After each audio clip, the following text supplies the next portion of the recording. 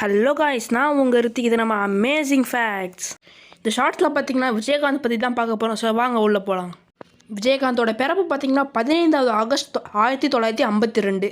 இவரோட 71வது வயசில் இவர் மரணம் அடைந்தார். கரெக்டாக சொல்லணும்னா 28 டிசம்பர் 2023 இவர் மரணம் அடைந்தார். இவர் கிட்டத்தட்ட 150 படங்கள் நடிச்சிருக்காரு. அதுவும் கேப்டன் பிரபாகரன், சின்ன கவுண்டர்லாம் மிகப்பெரிய பிளாக் பஸ்டர் மூவிஸ்னு சொல்லணும். கேப்டன் பிரபாகரன் தான் விஜயகாந்தோட 100வது படம். அதுவும் இந்த படம் தேட்டரில் 500 நாள் ஓடிச்சு. அதே மாதிரி கேப்டன் அப்படிங்கிற பேர் விஜயகாந்துக்கு இந்த படனால தான் கிடச்சிது. விஜயகாந்த் பார்த்தீங்கன்னா ஒரு கோல்ட் ஹார்ட்டட் பர்சன் தான். ஏன் அப்படி சொல்கிறேன்னு பார்த்தீங்கன்னா, ஒரு படத்துக்கு நடிக்க வந்த ஆக்டர் சின்ன ஆக்டராக இருந்தாலும் சரி, பெரிய ஆக்டராக இருந்தாலும் சரி, அவங்களுக்கு சாப்பாடு போட்டு தான் அடுத்த வேலையை பார்ப்பார்.